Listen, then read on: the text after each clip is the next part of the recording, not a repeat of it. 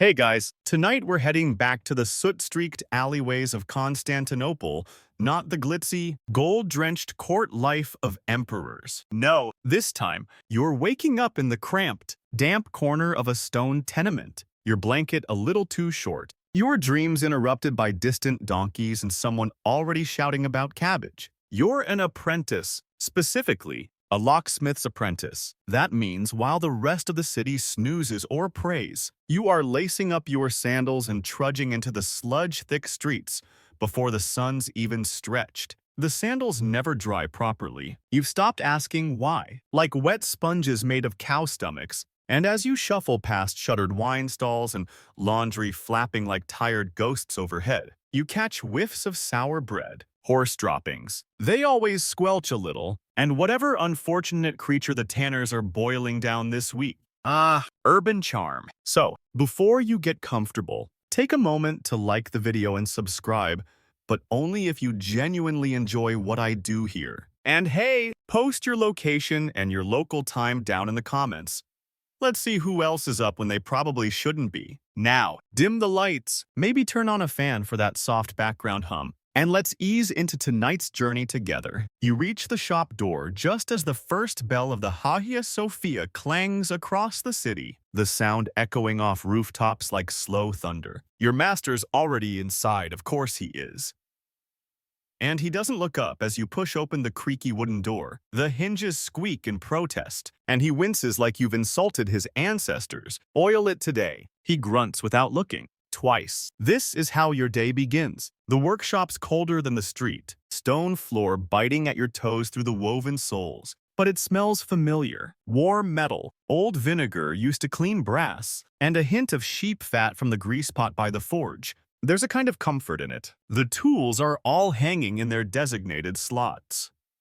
Calipers, small hammers, tension wrenches, and the wooden-handled picks you're still not allowed to touch without supervision. Not after the incident with the candle maker's spice drawer. You light the oil lamp and begin your morning duties, sweeping metal filings into a pile the size of your ego, scrubbing soot from the forge bricks, and checking that none of the apprentice mice have chewed through the leather straps again. The mice are bold. They have opinions. They also stole your dinner once. Historians still argue whether small vermin like those actually contributed to the city's frequent outbreaks of disease, or if they were just unfairly blamed because, well, they're easy to point fingers at.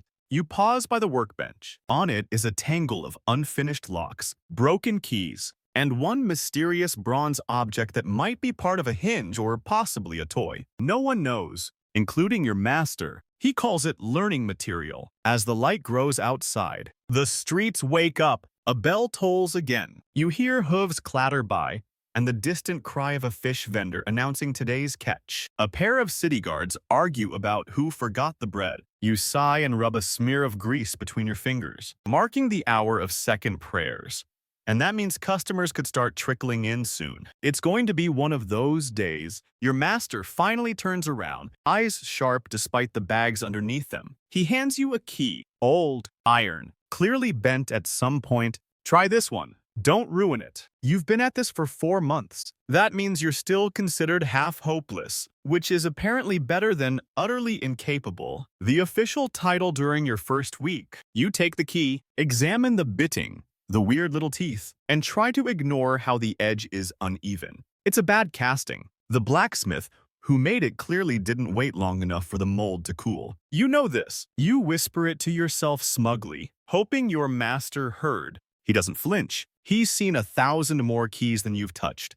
Cups of wine. There's a small thrill. Still, every time you hold a key, it's not just a lump of metal. It's a secret in your palm. Something made to fit something else precisely. There's a quiet kind of poetry in that. You file down the ridges slowly, the rasp making a sound like sandpaper humming in church. Every so often, your master glances over, muttering under his breath. You think he's criticizing your grip, but it might also be his breakfast disagreeing with him again. Across the shop, a brass padlock lies open, disassembled like a surgeon's case. You tried to put it back together yesterday and made the spring mechanism pop out with enough force to chip the wall. The gouge is still there. You tell yourself it adds character. As you work, You remember one of the weirdest things your masters ever said? Locks don't keep out everyone.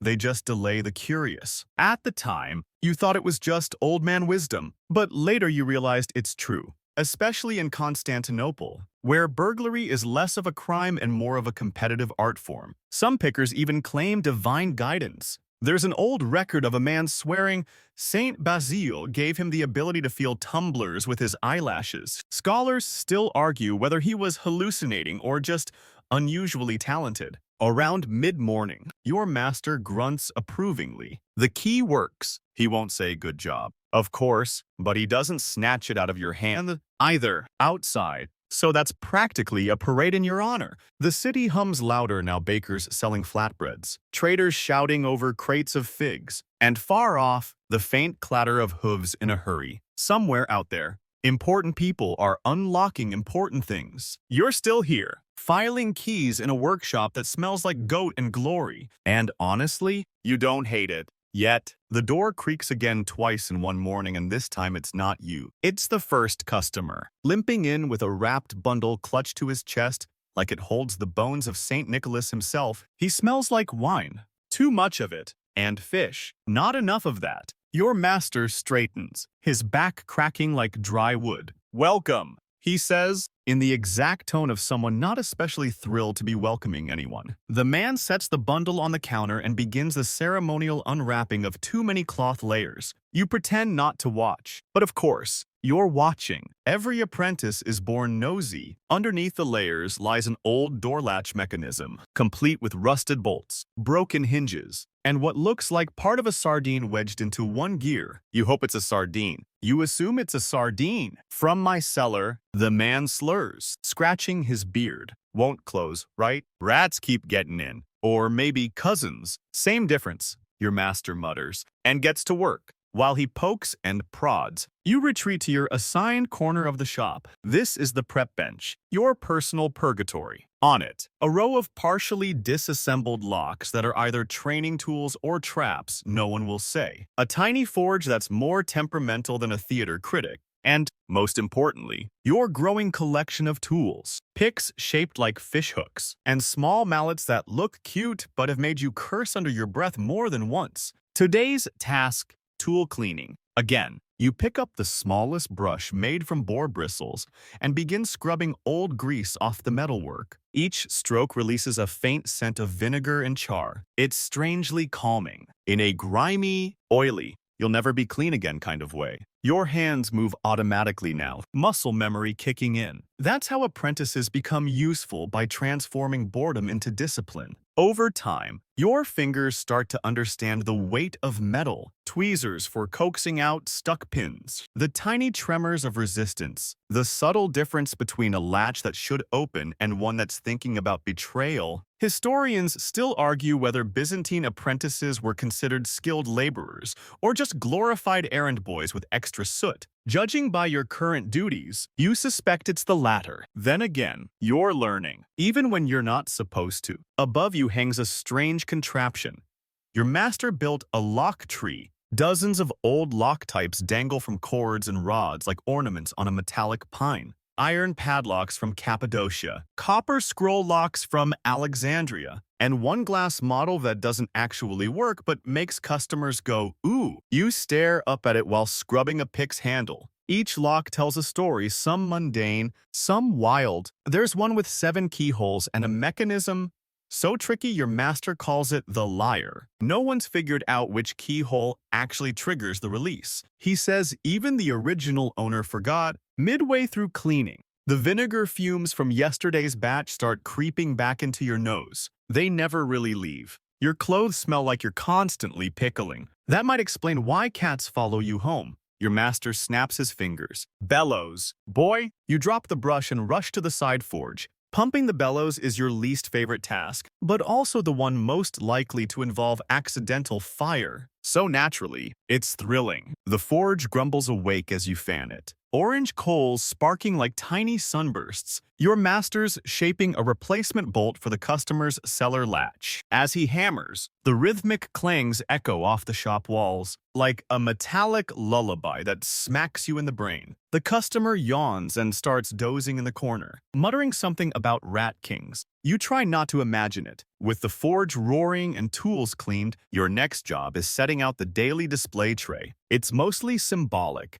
People don't actually buy locks off the shelf like pastries, but tradition is sacred or at least stubborn. So, you carefully arrange 5 working locks on a plank of oak, making sure the polished brass one goes dead center. That one gets compliments. Even though the release pin is jammed and you know the master's never fixed it, you slip behind the curtain to grab the oil for the hinges. The curtain, by the way, is not decorative. It hides the latrine bucket and a pile of strange prototypes your master insists are experimental security devices. One is a metal crab that's supposed to clamp onto burglars. It does not work. The crab fell apart last week and nearly took your ear with it. As you return, the scent of warmed metal fills the air. It's a heady mix, sharp and earthy, like the world is being unbaked. You've begun to recognize this smell as part of your own skin now. You wonder if you'll carry it forever, like a badge or a curse. The latch job finishes with a soft clink. Your master wraps this piece in cloth again, muttering something about "don't let it touch wine." He nudges the customer, who jolts awake and nearly topples the curtain. You both flinch. The crab prototype trembles slightly. As the man leaves, your master hands you a slip of parchment with tomorrow's assignments. Not that you can read yet. He says he'll teach you eventually. That probably means when you're too old to hold a file without shaking. File the hinge mounts. He grumbles, pointing to a stack the size of a tired goat. You do. Your hands are blackened, and your backs started protesting in tiny Latin phrases. But there's a comfort in it. 2. The repetition. The metallic tang in the air. The sound of the shop breathing through the forge and bellows. You pause to glance outside. Sunlight glints off the rooftops, and someone's playing a flute badly down the alley. You think about all the doors in the city, all the things hidden behind them, all the locks and all the keys waiting to be understood. And you're just getting started. There's a rule, unwritten but ironclad, that a locksmith's apprentice never gets to eat breakfast before finishing the morning polishings. And so, stomach groaning like an old temple door, you sit on your stool and begin your favorite part of the day, polishing locks that haven't been opened since Emperor Theophilos wore socks with gold thread. Today's project is a trio of rusted brass locks from the master's archive drawer. That's a generous term. Really, it's the drawer where broken locks go to die, or maybe be reincarnated, assuming you can coax the gears back to life. You hold the first one up to the light. It's shaped like a small turtle. Its shell is the locking mechanism. That's not poetic description. It's literally a turtle, and the keyhole is hidden under its belly, made for a dowry chest. Your master mutters, chewing his first bite of olive bread behind you. Or a particularly paranoid herpetologist. You don't know what a herpetologist is, but it sounds vaguely illegal. He bites again. Crumbs fall into the lock plans. He doesn't care. He never does. You begin rubbing the turtle lock with a cloth soaked in oil and vinegar. The stench hits you immediately sharp, tangy, and somehow earthy. It clings to your nostrils like bad news. As you work, the brass slowly reveals itself beneath the gunk, a dull gleam emerging like sunlight through fog. Brass locks were common in the Byzantine Empire, though always a bit of a luxury. Iron did the job. But brass was quieter, smoother, and frankly better looking. Historians still argue whether Byzantine upper classes preferred brass because of its corrosion resistance, or because it made them feel fancy while locking up socks. Your stomach growls again, loudly. Your master chuckles. He says without looking, "Of course." You keep scrubbing. The turtle's little eyes peer up at you like it knows you skipped dinner last night to sketch latch designs in charcoal. You feel slightly judged. Fair. You're not eating until that turtle gleams. Next up is a lock shaped like a horse's head. Not decorative. This one's ugly. It's all right angles and sharp edges. Clearly the work of someone who'd never met a real horse. You file down a green patch of oxidized brass and discover that someone etched tiny letters on the inside. You squint. They spell "do not open." Naturally, you try to open it. You fiddle with the mechanism. The latch won't budge, but you do manage to dislodge a small copper pin that rolls across the floor like a rogue breadcrumb. You lunge to catch it, but it disappears under the forge. Your master watches silently, then resumes chewing like nothing happened. You'll fish it out later, probably with a magnet tied to a spoon. Again, at last. Polishing time ends. You rise, joints creaking like a siege ladder, and move toward the breadbasket. Only one piece remains, a curved slice with a bite already missing. Your master raises an eyebrow as if to say, "Do you feel lucky?" You do not. You settle for a handful of hard figs from yesterday's trade. They taste like sadness and regret, but they keep your jaw busy while you stare out the shop's tiny front window. Down the street, someone's carrying a bundle of keys nearly as big as his head. Probably a guild runner, tasked with delivering keys to temples. You've seen them before, young men in blue robes, bathhouses, and private homes. Rumor has it, some of them learn to pick locks better than the makers. Your master calls them overdressed pickpockets. You're quietly impressed. A shadow falls across the doorway. New customer. She enters briskly well-dressed. Layered silk robes, pale fingers clutching a wrapped bundle, eyes like she expects the room to rise when she walks in. A noblewoman. You stand up straighter, instinctively brushing crumbs off your tunic. "My strongbox won't open," she says. With the drama of someone describing an assassination attempt, your master nods, unimpressed. The key. She produces it, dangling on a delicate silver chain. The key is clearly ornamental filigree vines wrapping the shaft. Handle shaped like a peacock. Completely impractical. "It was made for me by a craftsman in Antioch," she adds, as if expecting applause. You and your master exchange a glance. Those Antiochian smiths, always favoring looks over function, like making a sword that doubles as a dessert spoon. Your master gently inserts the key into the wrapped box's lock. It doesn't turn, not even a nudge. He hums. Your craftsman may have prioritized flair over fit. She frowns. "It worked last week." He gestures to you. "Apprentice, bring the feather oil." You scurry to the back shelf and grab the glass vial, filled with pale oil used for easing stubborn tumblers. It's not actually made from feathers. Despite the name, it just smells faintly of goose. No one knows why. You dab some on the key and try again. Still, no movement. Your master listens closely as he twists. You watch him, the way his fingers flex. The pause before he reverses pressure. The tilt of his head. He's hearing the lock, like it's speaking a secret language only the old and grumpy understand. "Foreign dust," he says finally. The woman replies, "I was in Rhodes. Silt in the pins. You've been near sand," he mutters, and starts unwrapping his tools. You're handed the cloth and instructed to hold the box while your master does his work. His fingers move quickly. Why? Delicately. You try not to blink. You're supposed to just hold, but your brain is memorizing every flick of his pick. The lock finally clicks open with a sigh. Inside the box, like it's been waiting all morning to breathe, jewelry, coins, and one slightly crumpled note. Your master shuts it again and hands it back. She looks at him as if mildly disappointed he didn't conjure fire. "How much?" he tells her. She doesn't argue. When she leaves, trailing perfume and vague disdain, your master turns to you. "Lesson." You blink. "Don't trust peacock keys." "Exactly." You nod solemnly, as if that was obvious all along. Later, as you oil the hinge on the door for the third time, he reminded you. You think about the noblewoman's box. How easily it could have been broken into with the right tools. How much trust people place in tiny pieces of shaped metal. How fragile security really is. You sigh. Then you polish the turtle lock again. Just because. There's a lull now. No customers. No hammering. Just the soft hiss of cooling metal, and your master scratching something unintelligible onto a wax tablet, possibly lock designs, possibly his lunch plans. You don't ask. You, meanwhile, are stuck behind the counter, left to entertain yourself the only way an apprentice can during a slow spell, inventing completely unnecessary ciphers. You pull out your cipher board, a bit of old roof tile you found in a ditch, and now used for scribbling. With a piece of charcoal, you start sketching out a new locking puzzle that combines symbols, random numbers, and a logic so needlessly complex even you barely understand it. This version requires the key to be rotated counterclockwise 4 times before insertion, then tapped twice against the lock plate, then turned halfway only if it's the 5th day of the month. You're very proud.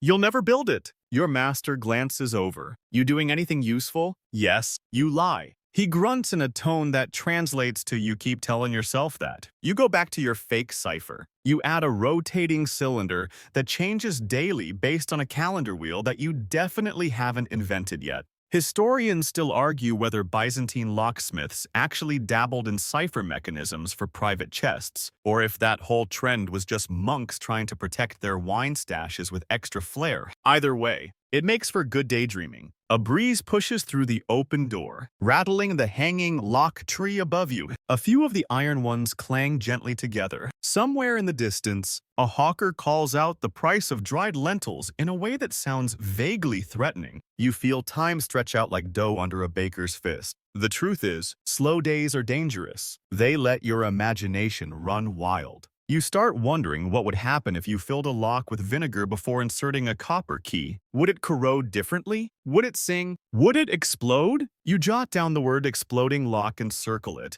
Hey, your master says, voice level. No exploding locks. I didn't say anything. You didn't have to. You freeze. You get that look. Which look? The I'm about to ruin the counter again look. You grin sheepishly. Fair enough. To pass the time. You begin organizing the key wall-less section of the shop filled with hooks. The wall is a riddle, each bearing keys that have no known locks. Some keys are massive, clearly once used for city gates or temple doors. Others are dainty, etched with initials or shaped like flowers. One is shaped like a lizard, its tail the bit, and its eyes made of tiny green glass beads. Your favorite is a simple iron key with 3 prongs, slightly bent at the tip. You've tried it in half the shop's old locks. It opens nothing, yet you keep it close. It's your someday key. You hang it back on its hook and hear the faint sound of footsteps outside. A moment later, a young boy darts in barefoot, breathless, and clearly not there to buy anything. Sir, master,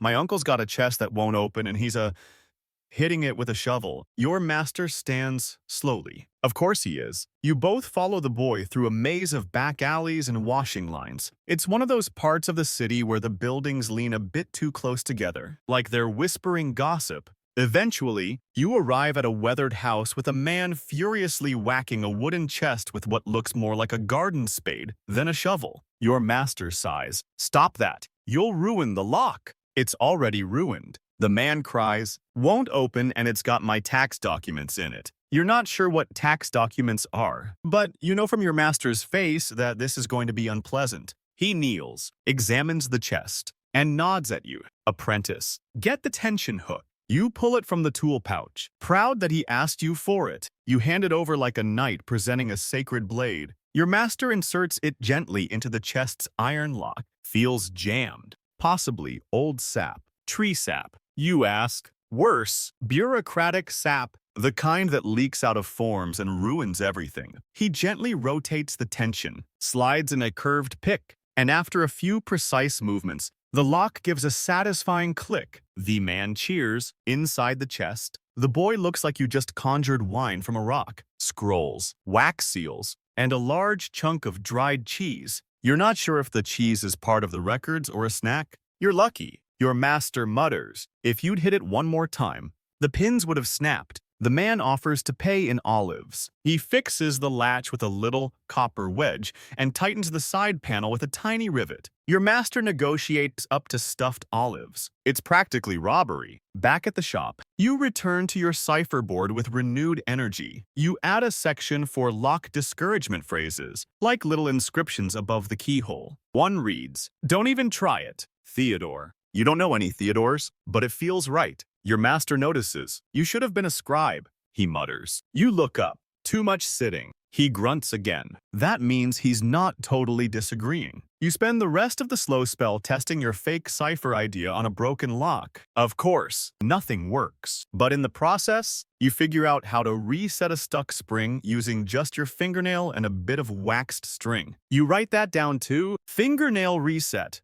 Accidental discovery. Outside, The shadows grow longer. You light the small side lamp, and the shop glows in soft amber. There's a calm now, the kind of calm that wraps around you like an old wool blanket. Not flashy, just warm. And in that quiet glow, surrounded by locks that might never open, and keys that belong to forgotten doors, you realize something. Boredom is just invention in disguise. It starts with the clatter of hooves, too fast, too close, echoing sharply off the narrow stone walls outside the shop. Then the voice raised, imperious, slightly nasal, and then the knock. Not a tap, not a polite nudge. Bam! You almost drop the peacock key you were examining. Your master barely flinches. Go see who thinks they own the empire. You unlatch the workshop door and swing it open carefully. Because the hinges still squeak and you're greeted by two guards in crested helmets, and behind them, a woman in deep violet robes, silk, embroidered trim.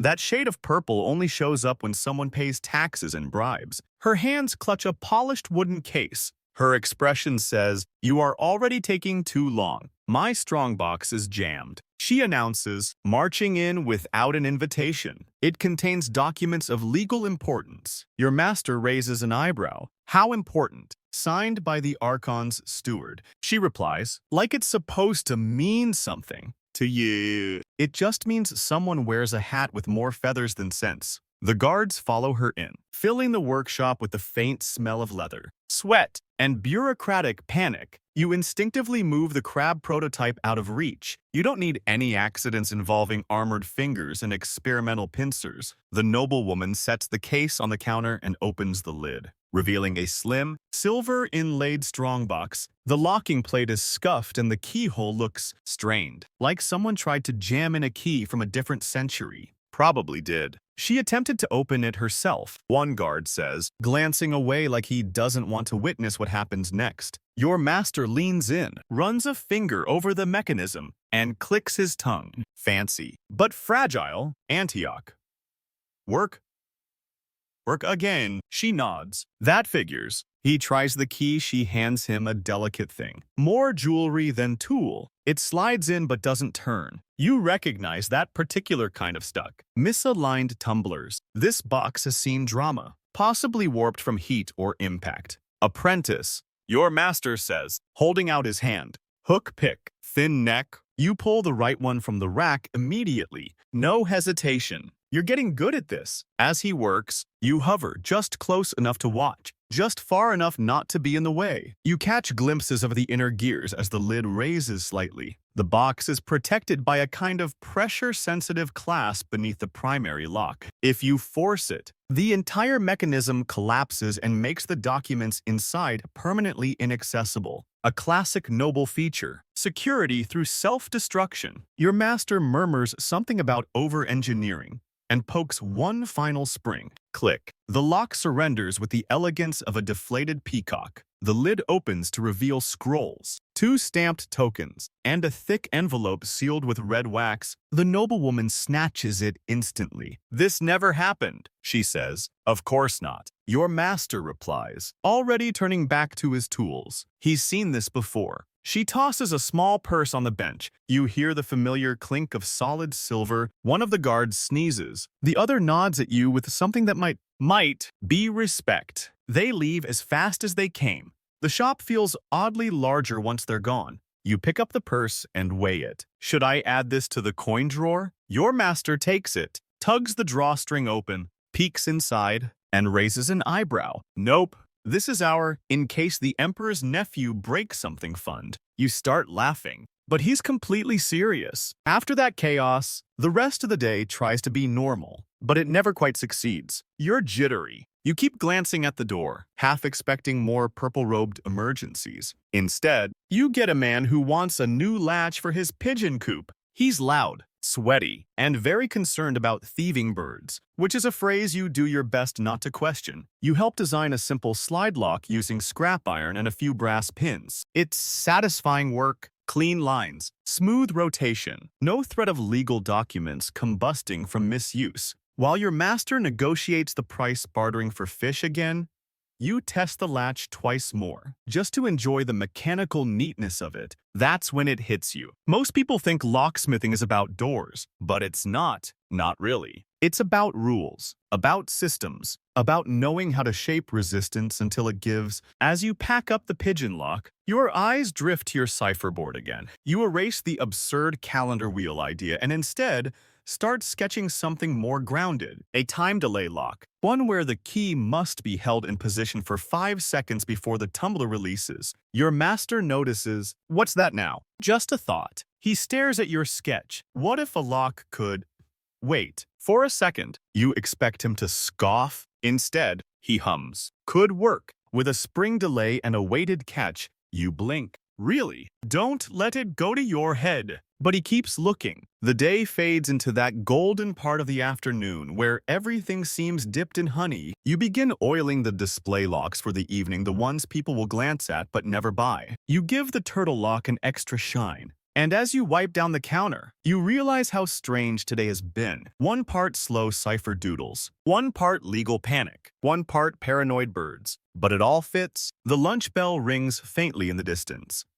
3 slow clangs from the direction of the grain market and you're starving. Again? Because being a locksmith's apprentice in Byzantium means never knowing what kind of door will need opening next. As expected, your master doesn't believe in structured meal breaks. Food makes the hands lazy, he once said while eating an entire loaf of sesame bread in front of you. But today, he grumbles something resembling mercy and waves you toward the small brazier near the forge. You take that as permission to eat. You sit cross-legged by the fire grate, carefully unwrapping your humble bundle. 2 hunks of rye bread, a strip of smoked lamb maybe, and a fig that's been squished into a raisin's evil cousin. It's not glamorous. It's not even warm, but it's yours. And for a few minutes, the forge's warmth and the bread's chewiness create a little oasis in your otherwise sooty world. Across the shop, your master picks idly at a cracked hinge with a pin file. He's not really working, just pretending so you won't start asking questions about guild secrets again. The last time you did, he launched into a 30-minute story about how his old mentor once swallowed a key to protect trade knowledge.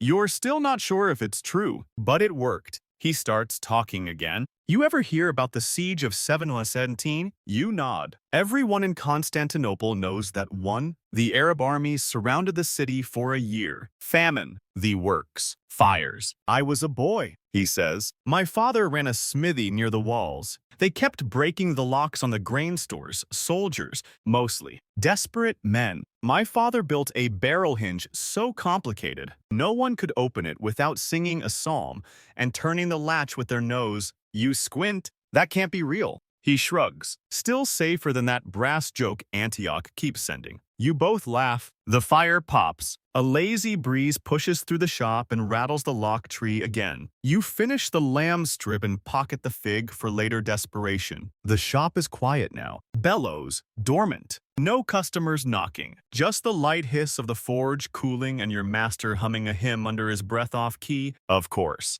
You stand to clean up and accidentally knock a hinge mount onto the floor. It bounces once. You groan. Your master mutters, then rolls straight under the goat fat barrel. Apprentice lesson number 36. Gravity's a liar. You kneel, contorting like a Byzantine monk doing floor yoga, and retrieve the hinge with 1 finger and half a cough of dust. Just as you straighten, the curtain to the back of the shop rustles. You pause. Your master frowns, grabs the long-handled magnet, there's no breeze, and pulls the curtain aside. It's just the back wall, the latrine bucket. And wait, there's a monk standing there, thin as a bone flute, robe cinched with a fraying rope, and arms cradling a small wooden chest that smells faintly of candle smoke and mildew. He bows slightly. Peace, he says softly. And apologies? The door was open. Your master blinks. So was the front of Troy once. Go on. The monk holds out the chest. From the monastery of the 5th Lantern, a reliquary box, jammed shut for 2 winters now. You recognize the box instantly small, iron-bound, and inscribed with faint glyphs that look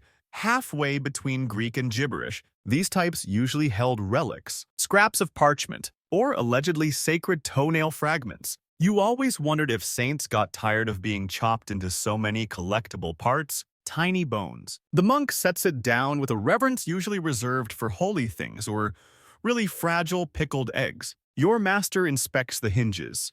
Old, sprung from damp, brass pins. The monk nods. Likely. Also, it sings, you raise an eyebrow. What? The monk looks sheepish. At dusk, some say the spirit inside is displeased. Your master turns to you. Deadpan. Great. We've got a haunted hinge. He pulls out his tuning fork. Not a joke. He keeps one for testing pitch and metal. He taps the chest gently.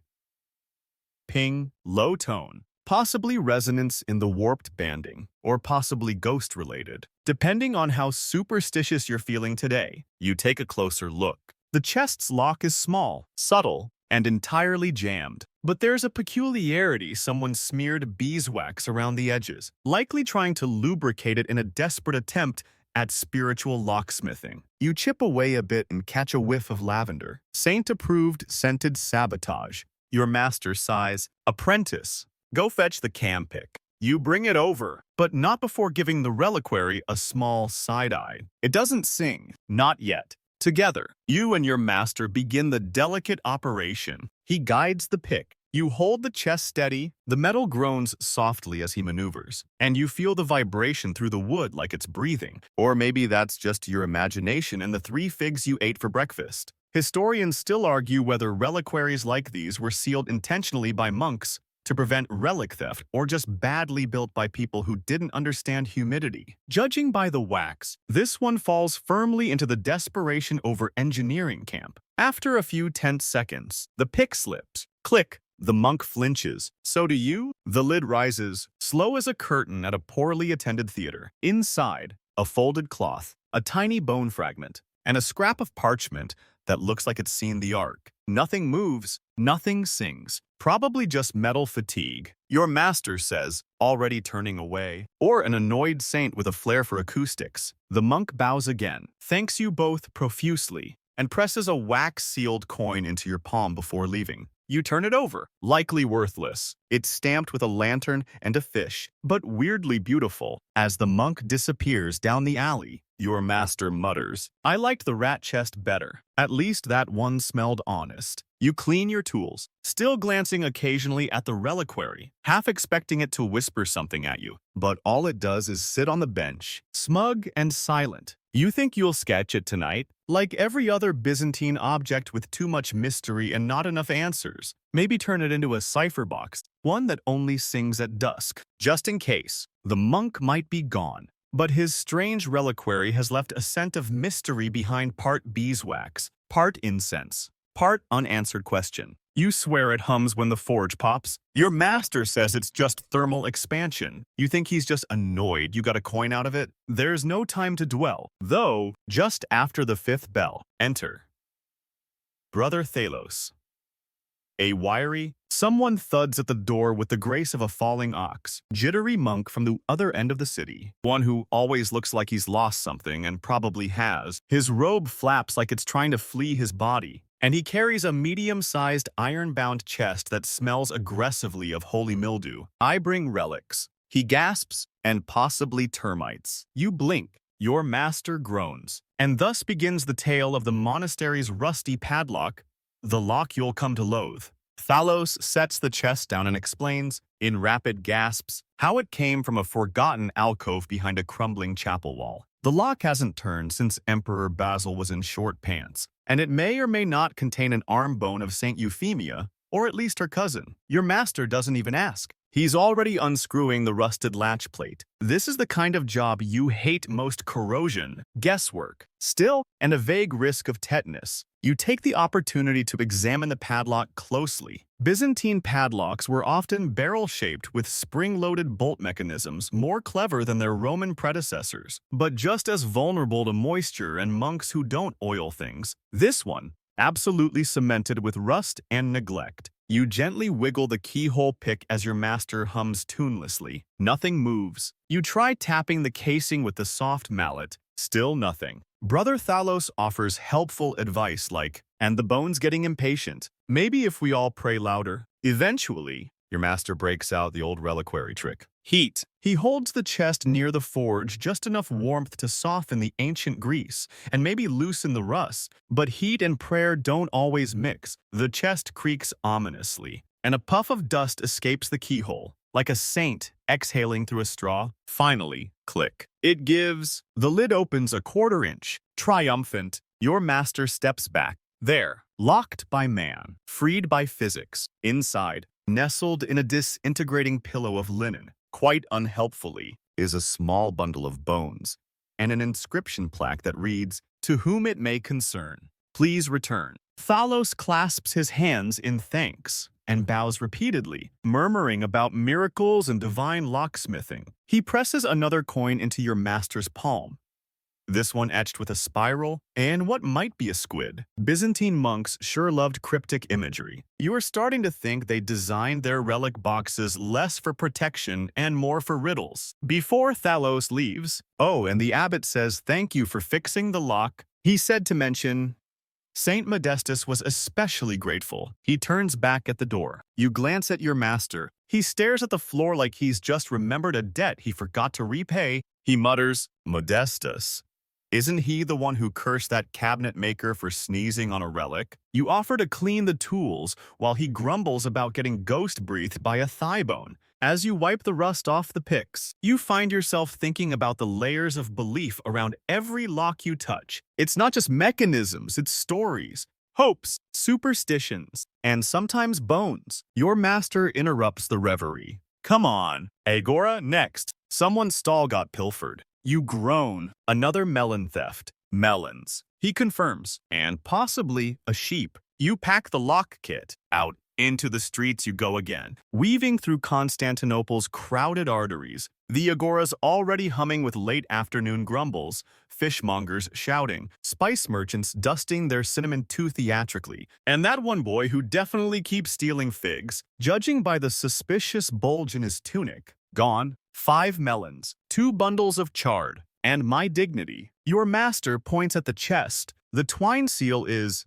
not so much blessed as it is sticky, probably honey-based. You arrive at a vegetable stall where a very sweaty man insists someone opened his storage chest despite the blessed twine seal he tied himself. You kneel, inspecting the lock, a basic hasp model. Low quality, but cleverly bent so the catch looks unbroken, even when it's a cheap knockoff from the western provinces. The thief must have slipped the catch with a stiff reed or flat blade. You show the vendor. He stares, eyes wide. So, it wasn't a ghost. Your master rolls his eyes. No, but maybe next time don't anoint your twine with jam. It was apricot. The vendor frowns. You install a simple pin lock in its place, ugly, clunky, but pick-resistant enough for a produce stall. As you tighten the last screw, the vendor places a single fig in your palm. For luck, he says, and because I'm out of melons. You munch the fig as you head home. Your master says nothing for a while. Just the two of you walking through narrow streets, shouting vendors. Quiet, but for the usual sounds braying donkeys. The soft slap of sandals on stone. Eventually, he says, You did good with that monk's chest. Thanks, he nods. Modestus probably won't smite you. Reassuring. You glance up. The sky's pinking at the edges. Smoke curls from distant chimneys. And in your pocket, a lantern coin, a squid coin, and one slightly squashed fig. Not a bad haul for a day of dust, rust, and divine padlocks. Tomorrow, of course, there'll be more locks, more saints, maybe even a new curse or two. But for tonight, you limp home with fingers sore, mind buzzing, and your satchel faintly smelling of beeswax and basil. The next morning begins with what should be a simple job, a garden gate in Blackernai that won't open. But as always, in Byzantine Constantinople, should is just another way of saying won't. Your sandals slap the stones in a lazy rhythm as you follow your master through the winding alleys. When you arrive at the property, he's humming something off-key again. Probably that drinking song about the emperor's goose getting loose, and you're mostly trying to stay awake after dreaming about holy padlocks and sarcastic saints. A frustrated steward waves you into a modest courtyard, where a vine-draped gate sits stubborn and unmoved, like it's holding a grudge. This hinge hates me, the steward says. You examine it. Key turns. Nothing happens. But the real issue's the lock. Barrel style. Surface mounted. Classic. With a pin tumbler configuration cheap, rushed. Probably hammered together by some apprentice from Thessaloniki who thought alignment was a spiritual issue. Your master crouches beside you and says, "It's the copper pin mystery." Ah yes, the infamous Byzantine locksmith superstition that some batches of copper pins were cursed too soft, too flexible, or just too contrary to behave as expected. Some blamed foreign or, others, overzealous apprentices who polished them to death. But it's a real thing, or at least real enough that you now have to fix it. You start by removing the casing. Inside, it's chaos. One spring's bent,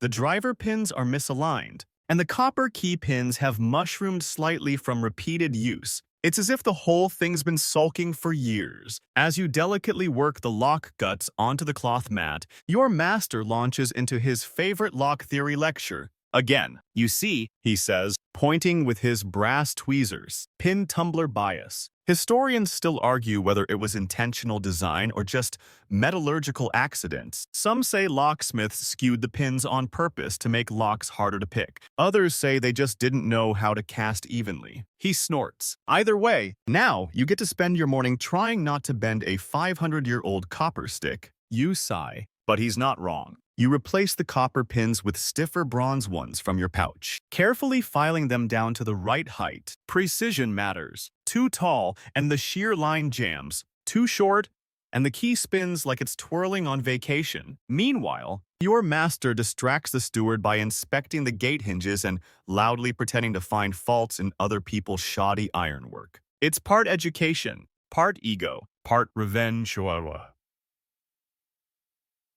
For a time years ago when a rival locksmith allegedly accused him of overcharging for padlocks, the grudge remains. Once the new pins are in, you reassemble the lock and give it a gentle test. Click. Smooth as melted figs. Gate works again. Wiping your hands. The steward beams. You say, "What was the problem?" You glance at your master, who mouths pin tumbler bias like a magician revealing a trick. You smile politely and say, "Soft copper. They swell with time. Like my uncle's knees," the steward says. He pays your master with 3 small coins and 1 warm plum, satisfied, which he tosses at you with surprising accuracy. Back in the street, you savor the plum. The juice runs down your chin. Your master licks his thumb, wipes a grease smudge from your cheek like he's suddenly your grandfather, then says, "Agora again." Vendors changing stalls. Wants a new lock. You groan. "Didn't we do that yesterday?" "Yesterday was melons." He replies, "Today's eggs." So off you go. Again, the agora is still noisy, still fragrant, and still home to at least 5 identical fig thieves. You recognize them by their tunics, which are just tight enough to suggest fruit-based dishonesty. The egg vendor is a compact woman with arms like braided rope and a gaze that could melt silver. She greets you by slamming a crate of duck eggs onto the counter and saying, "That lock better keep out everyone,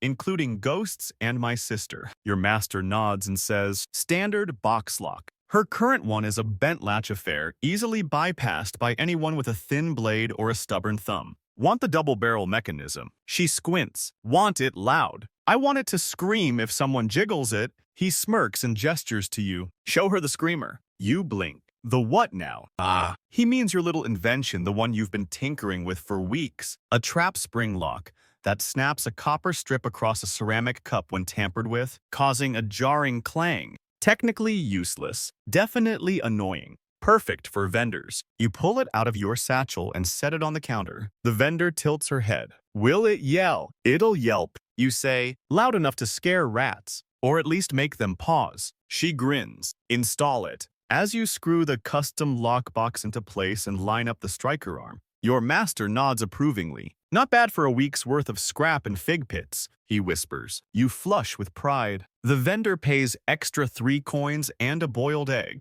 yolk dripping onto your wrist, which you devour while walking back to the shop. Back in the workshop, the forge has cooled, the tools are scattered, and the sun is low. It's the end of another blistered finger day. You're sweeping shavings when your master finally says, "Good thinking with the striker cup. Might be the start of something." You pause. Like what? He shrugs. Don't know. Maybe a whole generation of noisy locks. You laugh. Or maybe just more scared fig thieves. Then wince as you flex your sore wrist. I'm tired. You admit. He nods. Then you're doing it right. You place your tools back in their slots, one by one. Like monks returning to their cells, there's a rhythm to it now. A familiarity. Your hands know where the pliers go, where the brass rod rests, how the iron rasp feels in the dark. And just before you extinguish the last lamp, your master mutters something almost too quietly to hear. Modestus was the curse guy. He says, maybe don't touch that squid coin again. You nod solemnly, then absolutely touch the squid coin on the way out anyway. Because you're an apprentice. And that's what apprentices do. Morning in the Agra is always chaos and aromatic, feather flapping, coin-clinking theater of petty dramas and suspicious glances.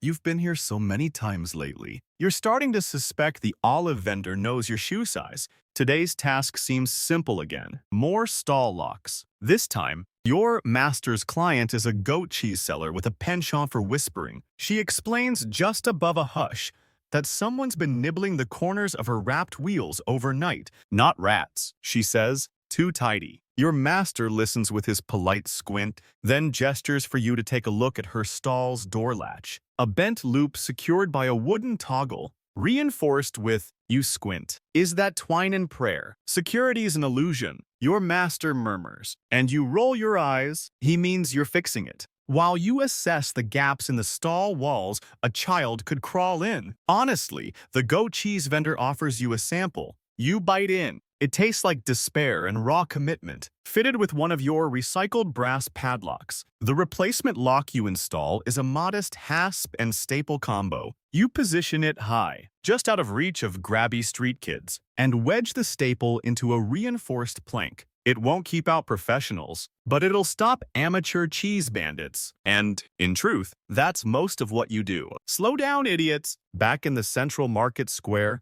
a vendor selling incense bricks yells at a sandal maker for spiritually contaminating his display with leather grease. Meanwhile, a man juggling cabbages trips over his own dignity. Normal day. Your master has you follow him to the metalworkers' row, where a booth is selling wrought iron hinges etched with tiny griffins. You stop to admire one particularly smooth barrel pin design. The vendor sees you looking and launches into an unsolicited sales pitch. Imported from Trebizond, he announces, balanced on the Equinox. Your master snorts. That's not an Equinox hinge. That's a bent Laconian copy. Historians still argue whether Laconian hinges were really inferior. You mutter sarcastically. Your master hears and chuckles. By midday, you've installed 2 more locks.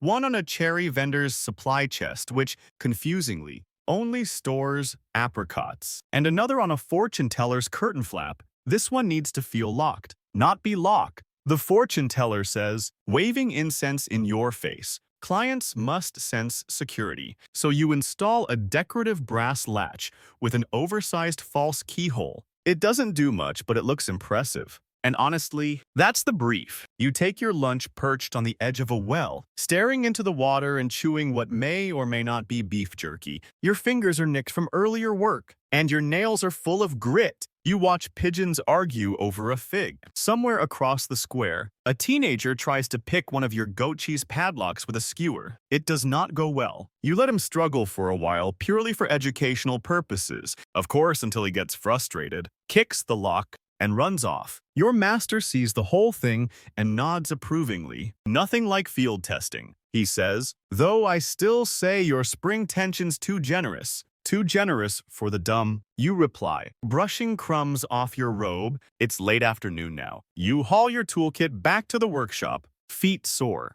and a dull ache forming in your lower back that feels suspiciously permanent. Inside, hair damp from humidity. You glance at your master. The shop smells like warm brass and burnt onions. He offers no apology. He says, let's see if you've been learning. Just a shrug. Time for apprentice hour. Someone's been eating in here again. You hate apprentice hour. It's not formal training. It's worse. It's impromptu puzzles using broken lock parts. Blindfold tests, mostly. This is the Byzantine version of a pop quiz, except the stakes are higher your ego, and occasionally your eyebrows, and trick questions designed to humiliate you for fun. Today, he hands you a box of mismatched pins and says, rebuild the tumbler from memory. You groan. Without the key, he adds. You groan louder. Still, you sit down at the workbench and get to it. You've seen this mechanism a dozen times. Two-driver system, standard shear line, offset plug channel, copper there. You arrange the parts like a little alchemist brass here. One tiny spring that always wants to vanish into a crack while you're focused. Your master disappears for a bit,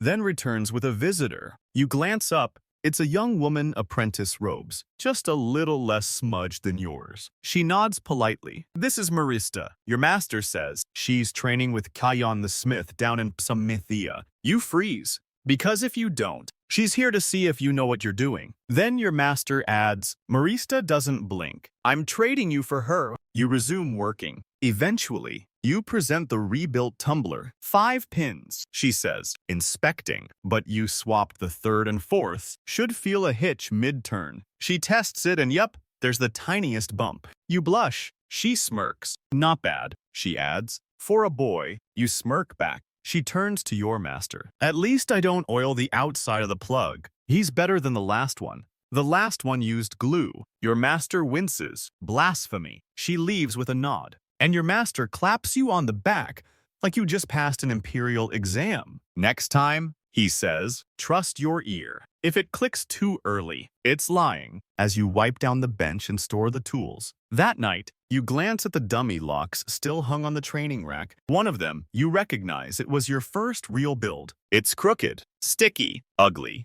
but it still hasn't been picked. You smile. Tomorrow, someone else will want their stall secured from ghosts, mice, or cousins, and you'll be ready with a screwdriver, a spring, and maybe a little bit of brass luck. The evening creeps in like syrup slow, sticky, inevitable. Roast lamb. The air in Constantinople thickens with the smell of fish oil and old bronze. And you, sunset paints the harbor sky in tired streaks of coral and soot. Still very much an underpaid apprentice. Are dragging a sack of worn-out hinges up the hill toward the workshop, wondering if anyone in this city respects knees. Your robe's hem is caked in a film of dried mud and olive bits. Your hands ache from coil tension adjustments, and you've got a metal splinter under your thumbnail that thuds with every heartbeat. Back at the shop, tired, he asks. Your master doesn't look up as you slump through the door. You grunt. Good. Then you're learning. You don't respond. This is the part of the day no one romanticizes the return.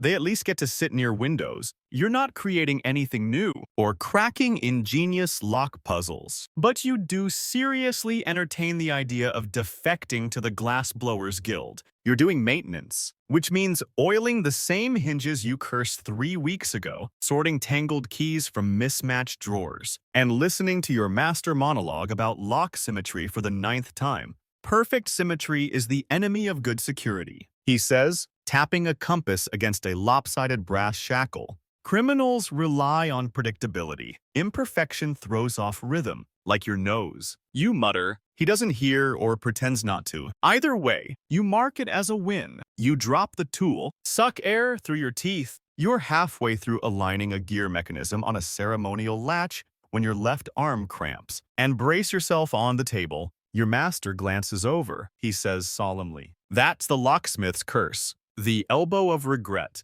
You snort. That's not real. It is when you're 50 plus, he says. You'll know. You flex your wrist and keep working. Hours tick by. Measured not by clocks, but by candle stubs and the sound of distant dogs arguing with each other in the alley. You pause once to stare out the shop's slotted window. The street outside is half-shadowed, washed in lamp glow. You see a fruit vendor packing up, a man brushing flour from his sleeves, a boy swatting at moths with a sandal. Normal city dusk. And suddenly, without warning, you feel it. Regret. Not the deep, life-altering kind. Just that special, simmering, for a customer who already underpaid. You could have been a tailor. While your friends, those lucky jerks, are probably off sipping fermented something and failing at poetry. A scribe. Low-level regret that bubbles when you're 26 bolts into a job that no one will notice. Even a baker. But no, at least bakers don't get blamed when someone loses their bread key. You chose locks. Your master hands you a broken ward spring. He says simply, fix this. The tips snapped clean. You glance at it. Probably from misuse. Maybe too much torque. Could be either. Or a toddler with a spoon. You bend over your tools, angle the spring over a flame, soften the metal. The smell of heated brass curls up into your nostrils. Not unpleasant, almost comforting. You let muscle memory take over, and then it happens. That little click, finally, the sound of two stubborn parts deciding to cooperate. You glance up. Your master's watching. Nice, he says, which, in his vocabulary, is basically a standing ovation. You try not to show it. A little warmth blooms in your chest. He adds, you know, my last apprentice burned his eyebrows off doing that. What happened to him?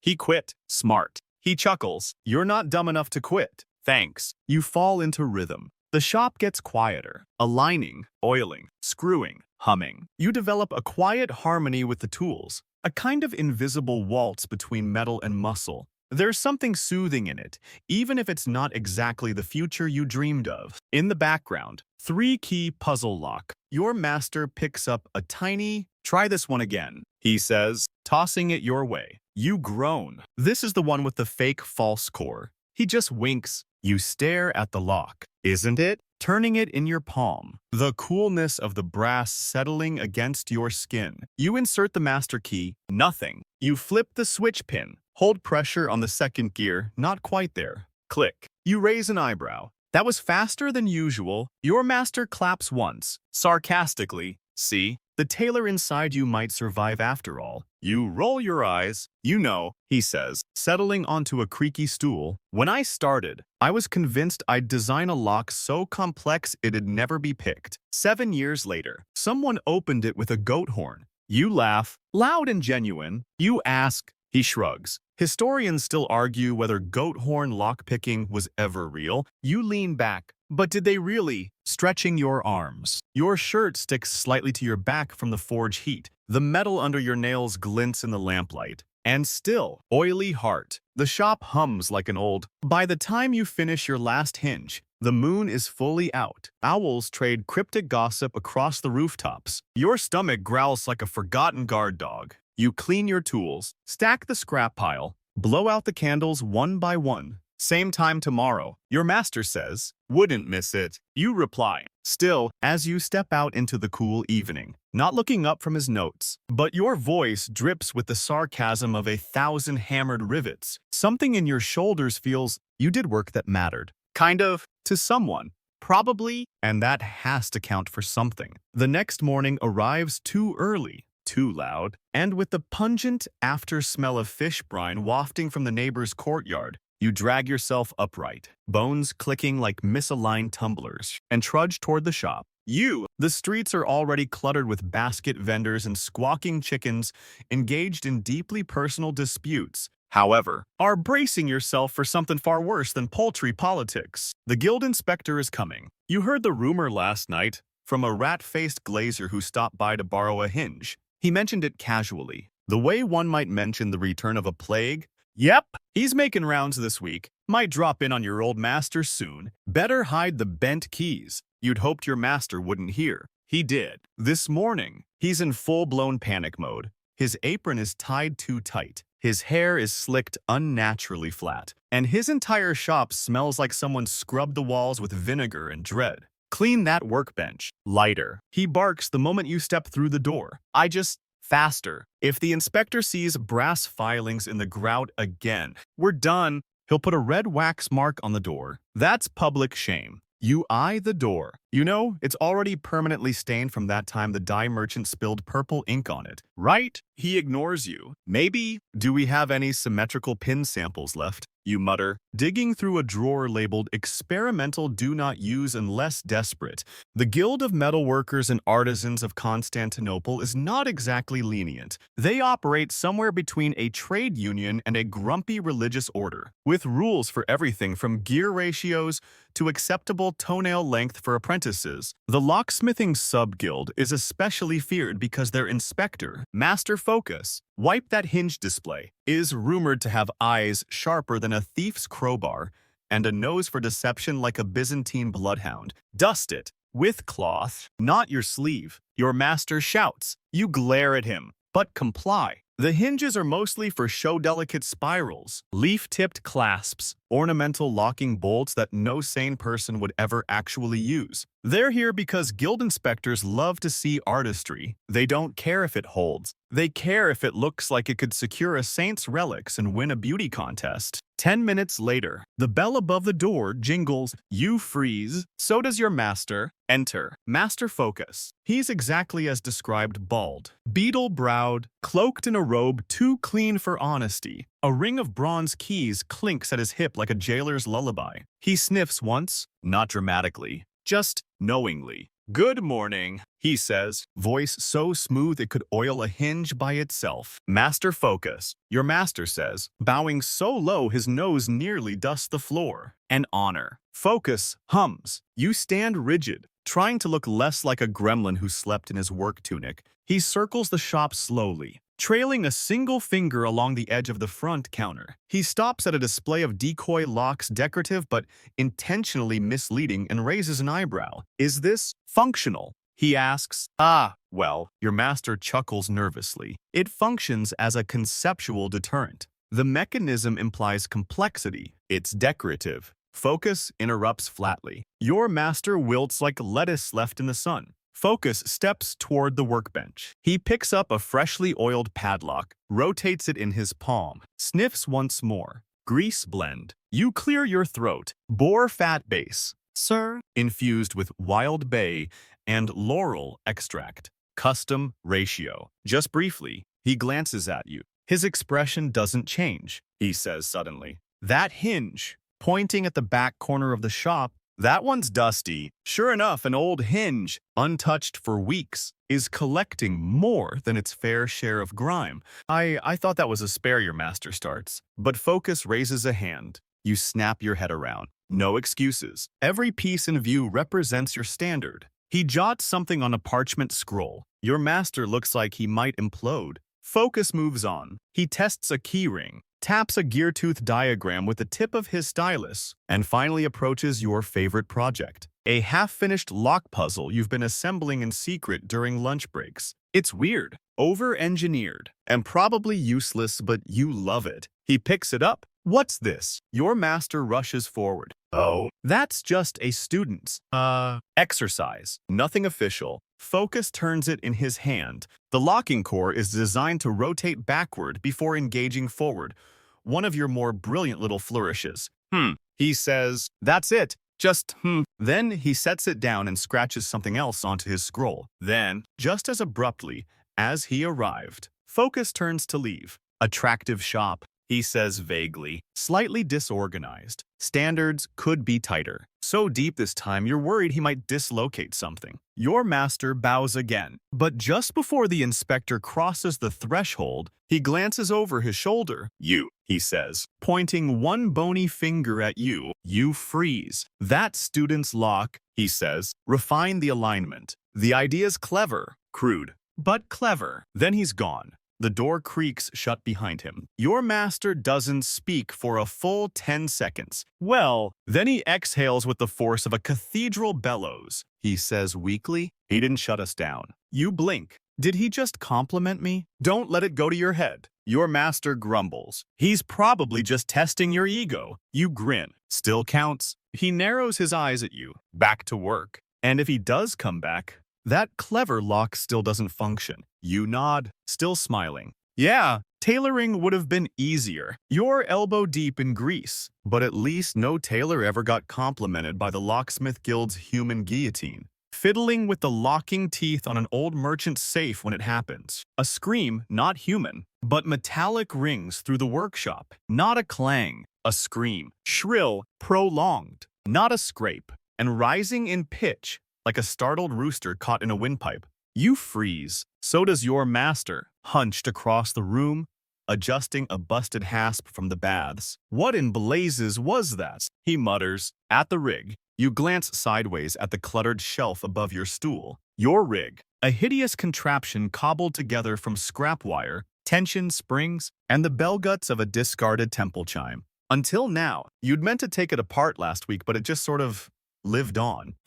You say. Your master squints at you. Is that your prototype alarm trap? You nod slowly. He sighs. The thing keeps wailing. 2. It's the kind of noise that makes your molars want to crawl out of your gums. You dive for the shelf and jam a bit of wax into the reed pipe you salvaged from the chime. Mostly, blessed silence. That, your master says after a long pause, is the worst sound I have ever heard in this shop, including the time that none stepped on a caltrop. You mutter, it wasn't meant to go off. Oh, you stand. And what was it meant to do? Wax smeared and rattled? It was a test. For anti-pick deterrence. He arches an eyebrow, like an audible warning when someone tampers with the lock without authorization. So it's only a failure in concept, execution, and tolerability. Splendid, splendid. You wince, but secretly. You're also weirdly proud, because the only way it could have gone off is if someone tried to pick the lock,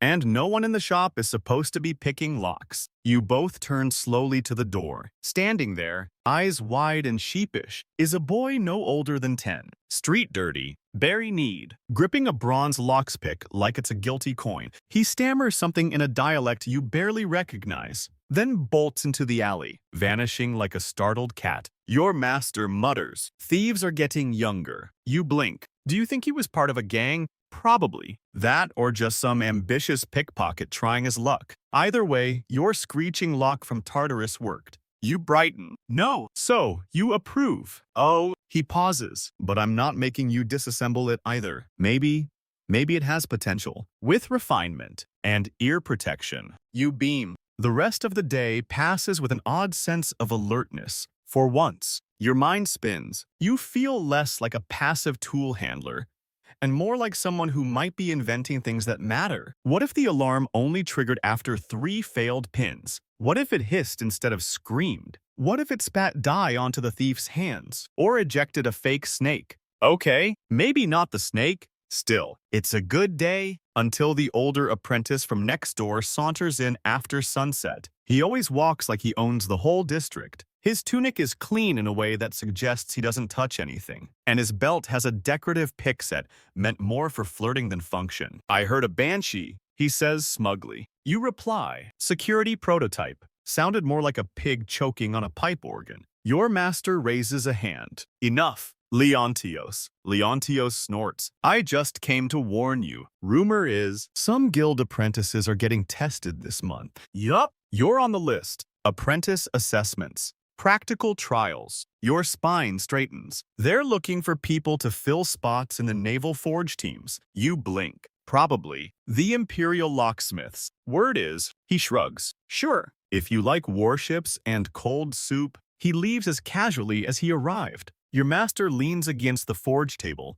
That's true. You know, there are naval locksmith positions opening, shipboard locks, watertight latches, anti-theft riggings for long voyages. Would I qualify? He looks at your messy hair, the wax still drying on your cuffs. You're annoying, but you're getting good. You find yourself reworking the alarm trap by lamplight. The screamer reed's been swapped for a vibrating chime, still loud, but less likely to summon vengeful spirits. You tinker with a delay spring, adjust the false notch, tighten the release hook, and for fun, you slip a small ink pouch under the lid. That's about as glowing as praise gets around here. Of course, you're not evil, non-permanent. When your master wanders past, he stops, watches you fiddle for a while, then asks without looking, you ever wonder if we lock too much away? You pause. I mean, he goes on. All these bolts and catches, everything sealed, guarded, chained up. Doors for shops, doors for chests, locks for lives. Sometimes I wonder if it's too much. Maybe we should be unlocking things instead. You smirk, like emotions. Don't push it, your soot-smeared fingers. But you can't stop thinking about it, because he's right. You've spent so much time learning how to secure things. Later that night, you've never stopped to wonder what's worth securing, or if some things should be opened instead, like trust, or opportunity, or maybe the door to the Imperial shipyards, creaking open, just a crack. The shop is unusually quiet tonight, except for the hiss of the oil lamp and the soft clink of pins falling into their slots. You're hunched over a training lock, without warning, testing out a new set of thin picks when your master says, there's something you should know. You glance up. He's not looking at you, just turning a heavy, iron key over in his hand. back and forth, like he's trying to decide whether it still means anything. You ever hear of a triple-turn burial lock? He asks. You squint. The ones that only open if you turn the key right, left, right, or some weird sequence. He nods slowly. Yeah? Except this one had a trap. Not just a decoy pin or a jamming tumbler. I'm talking real punishment. Sharp. You set down your pick. Like, he looks at you then. Spikes. Worse? You wait. He sets the iron key on the workbench. There was a time when the Imperial Treasury used booby-trapped locks, the kind only trusted locksmiths senior ones were allowed to design. The punishment for failure wasn't just a stuck latch, it was injury, sometimes fatal. You laugh, half-heartedly. That's just rumor, right? Historians still argue whether such devices were real or legend. I worked under a man who swore he helped install one in the Emperor's northern vault. Said if you twisted the wrong notch, 3 things happened. A dye packet exploded onto your hands, an internal spring shredded the key, and a bronze shard sliced into the pick slot. You gulp. And if you did get it open the right way, you ask, you were allowed to live. He smiles faintly. There's a long pause. Then he adds, I helped design one. Just one? Your jaw slackens. You what? It was during the Slavic incursions. Panic in the capital. Everyone was hiding their valuables. Probably fake ones. This nobleman commissioned a chest he claimed would hold relics, bones of saints. Paid a fortune to have it trapped. You feel the room tilt slightly. It's not something you just share. You never told me this. Not when you're young, or when your apprentice still can't shape a barrel pin without chewing it like bread crust. You frown. I've gotten better. Barely. There was a time. He continues. He pours himself a little wine and leans against the wall, voice lower. When locking something up wasn't just about protection. It was about sending a message. This is mine. And if you touch it, I'll know. You nod slowly. So, what happened to the chest? He shrugs. Could be at the bottom of the Bosporus by now, or in a monastery. Who knows? If someone got cocky, you press, or in pieces. Do you remember the trap design? He raises an eyebrow. Of course. You wait. He doesn't say more. Instead, he walks to a locked cabinet you've never seen open. With a soft groan, he turns a key you didn't know he had. Inside, beneath layers of folded cloth, lies a small, dust-covered chest. Iron hinges, the kind of object that feels heavier than its weight. Bronze inlay. He lifts the lid, no traps now, thankfully, and pulls out a set of parchments. Hand-drawn schematics. Your eyes widen as you scan the sketches. Complex gear matrices, pressure-triggered sliders, coiled spring knives, a thin, near-invisible hook meant to retract if the sequence isn't precise. This, he says, was my final test. Before I joined the guild proper, they gave me a week. I delivered this in 3 days. You're speechless. The detail is absurd. Not just technical, it's elegant. A sort of mechanical poetry. You mutter, why hide it? He shrugs, because the world changed. The empire changed. No one wants clever traps anymore. They want simple, fast, cheap. They want padlocks, mass-forged teeth, keys you can drop in a basin and still use after. You nod, fingers grazing the parchment. Can I study these? He watches you for a long moment, then nods. You can study them, but you never replicate them. Not unless you have a damn good reason. Understood. Then he leans closer. Also, don't drool on the sketches. You roll your eyes, but the awe lingers. Later, as you roll up your bedding in the back corner of the shop, you can't stop thinking about the idea of secret knowledge. The notion that under all the soot and the grumbling and the goat grease robes, your master might actually was definitely once a master craftsman of imperial caliber. It's the closest thing to magic you've seen in your lifetime. This is the real mystery. Forget wizards and monks and dancing bones. Turning cold metal into something that remembers, that reacts, that punishes the greedy and rewards the careful. Outside, you hear a bell from a distant watchtower. 3rd quarter of the night. You should be sleeping, but instead, you reach for your own sketchbook. You light the stub of a candle, press your stylus to the page, and begin tracing ideas, not copying his work. No, but borrowing the shape of it, the rhythm, the trick of a hidden spring that waits, the artistry of making danger beautiful. Maybe someday, someone will find your trap sketches in a dusty chest. And maybe they'll say the same thing you're thinking now. This was not just a locksmith. This was a keeper of secrets. The storm hits just after twilight, when the forge's embers are still flickering but the shutters haven't yet been latched. You're brushing down the bench, muttering about iron filings stuck in your tunic sleeves, when the door slams open. Rain barrels in sideways, and with it soaked through, breathless and barefoot, comes old Gavros, the bathhouse keeper. He's wheezing, robe clinging to him like a second skin. "We need a rekeying. Urgent." Your master doesn't even blink. He just sets down his wine cup,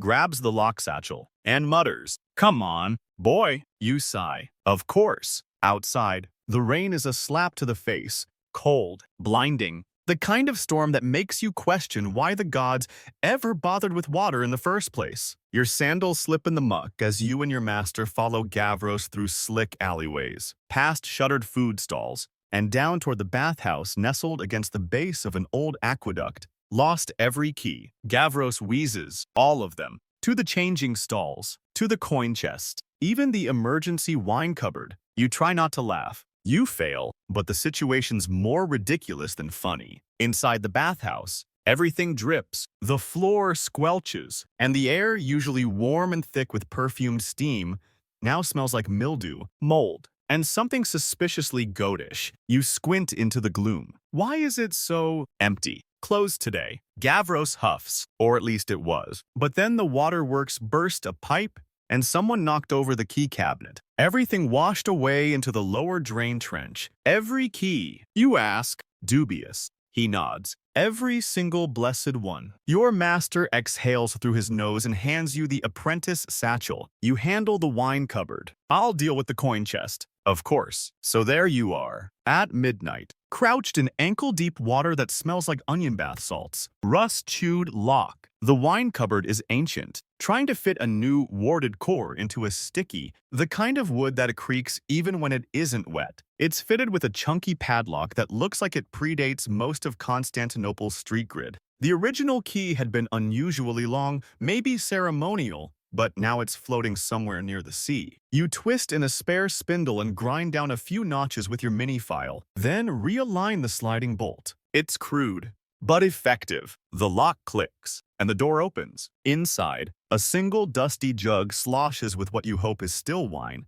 A cobweb sways like a curtain of honor. You roll your eyes. Meanwhile, your master is growling at the coin chest. Spring plates are bent. Idiots must have kicked it, or sat on it. Gavros offers unhelpfully. Your master mutters something about bathhouse barbarians and extracts the mangled mechanism with a chisel. This'll need a fresh housing. And a lot more respect. You help file down the new blank, inserting brass shims to offset the warping. The chest accepts the new lock with a reluctant thunk. Gavros claps, like a stubborn mule finally deciding to move. Absolute marvels. Marvels. You two, you're soaked, muddy, cold, and possibly harboring 12 new foot fungi. But sure marvels. As you pack up, you hear a curious scrabbling sound from behind the changing partition. You freeze. Did something just move? Gavros shrugs. Could be rats. Could be Cleo. Who's Cleo? You ask. Our towel thief? He says cheerfully. She's not dangerous, just has strong opinions about cotton blends. You decide not to investigate further. On the walk home, rain drips down your back, soaking through your underrobe, pooling in places you'd rather not name. Your master grunts. You know, not all locksmithing is glamorous. You blink. Wait, some of it is. He chuckles. Maybe one day, maybe when you're the one with apprentices, fixing chamber pots at 2 a.m.